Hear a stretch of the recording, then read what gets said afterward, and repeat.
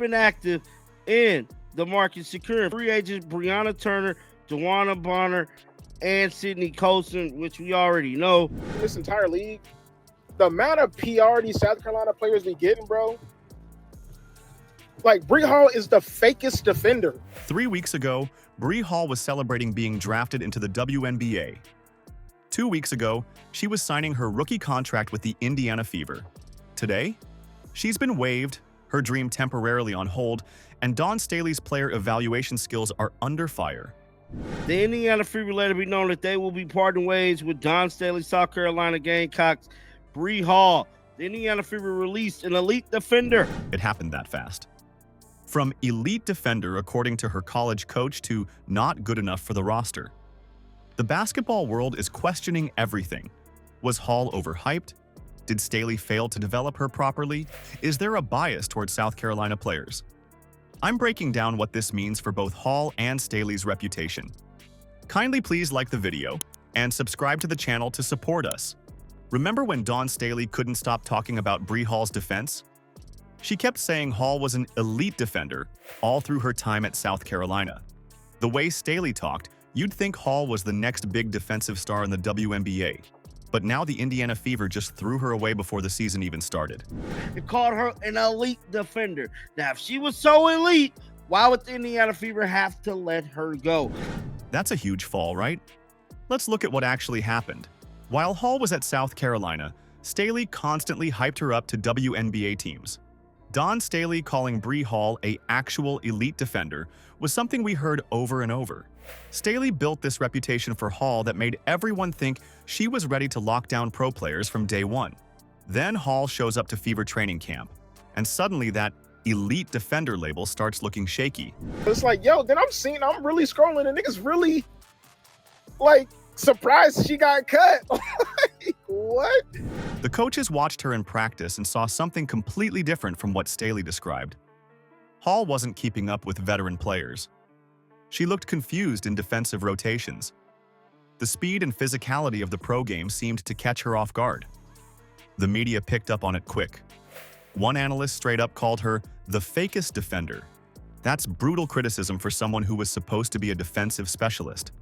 The same analyst even pointed out she can't make layups. That's not just questioning her defense, but her overall game. What's crazy is how fast the Fever made their decision. The team announced they will be parting ways with Dawn Staley, South Carolina Gamecocks, Bree Hall, before she even got a real chance to play in preseason games. This entire league, the amount of PR these South Carolina players be getting, bro. Like, Bree Hall is the fakest defender. Most rookies at least get through the exhibition schedule before teams decide to cut them. This whole situation makes you wonder, did Staley overhype her players just to make her program look better? Or did she honestly believe Hall was as good as she claimed? Get up out of here, dog. Indiana Fever cut elite defender loved by Dawn Staley. It's hard to know for sure, but we can look at how other South Carolina players have performed in the WNBA compared to their college hype. Here's the thing. This isn't the first time a Staley-coached player has struggled to live up to expectations in the pros. The media is starting to notice this pattern. The disconnect between Staley's player evaluations and their actual pro performance is becoming obvious. This goes beyond just Bree Hall now. People are questioning Staley's judgment and whether she's better at recruiting talent than actually developing players for the next level. The gap between college stardom at South Carolina and WNBA success keeps growing, and Staley's reputation is taking a hit because of it. You know what's crazy? 3 weeks ago, Bree Hall was celebrating on draft night. Now she's cleaning out her locker before the season even starts. That's how fast things changed for her. The fans are split about Hall getting cut. He was highly praised by head coach Dawn Staley at South Carolina as the WNBA team announced this departure today, bruh. Some people feel really bad for her. One fan wrote, "I know Bree Hall somewhere chilling doing her evil laugh reading these comments. I hope someone picks her up." That's the supportive side. But then there's the other side where fans are basically saying they saw this coming. She wasn't ready for the WNBA. Social media is going wild right now. Half the people are saying the Fever didn't give her enough time to prove herself. The other half are posting clips of her defensive mistakes in practice. They're sharing videos where she looks lost on defense and can't keep up with the veterans. Some fans are super mad about her getting cut while others think the team made the right call. Look at what the Fever are doing with their roster. They're signing experienced free agents like Banna Turner, Dana Bonner, and Sydney Colson. Been active in the market, securing free agents Brianna Turner, Dawn Bonner, and Sydney Colson, which we already know. They need roster spots for these veterans who can help them win right now. The team isn't interested in waiting for rookies to develop. They want players who can contribute immediately. Some people are even trying to make this about race, saying Hall's release was because of bias. But that misses the point completely. Will be cutting South Carolina players. Well, I'm here to tell you it happened. Now, y'all can't go be pulling a race card, bro. Let's get back to the audio. The WNBA is about performance. If you can play, you stay. If you can't, you're gone. It's that simple. What's really interesting is how WNBA coaches and scouts are reacting. Most of them aren't shocked at all. They questioned her draft position from the beginning. They never bought into the hype. Now, people in the media is picking up and, oh man, they digging up stories from Dawn Staley calling Bree Hall an elite defender. People in the media is picking up and, oh man, they digging up stories from Dawn Staley calling Bree Hall an elite defender. They're exposing the gap between what Staley claimed and what scouts actually saw.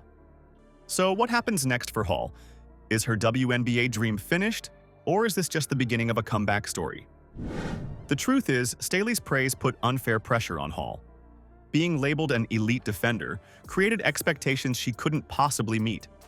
She might have developed better if people had realistic views of her skills from the start. A lot of people is really starting to say Dawn Staley really ain't developing players. She's just landing the best players in the country and just sending them on their way. Hall's basketball journey isn't over, though. Another team might pick her up. She could go overseas and work on her game. But her situation shows the brutal reality gap between being a college star and making it in the pros. Not everyone makes that jump successfully, no matter what their college coach says about them. Bree Hall's story is the cold, hard truth about pro basketball. One minute you're a college star with a famous coach hyping you up, the next minute you're out of a job. That's the WNBA for you. Dawn Staley really needs to watch what she says about her players. I didn't think that was going to cut one of Dawn Staley's players because, quite frankly, players from South Carolina really don't be getting cut like that. Calling Hall an elite defender set her up to fail. When those words don't match reality, it crushes young players. The big question is what happens next for Hall. Will she bounce back and prove everyone wrong? Or will she become just another warning about the huge gap between college success and making it in the pros? Only time will tell.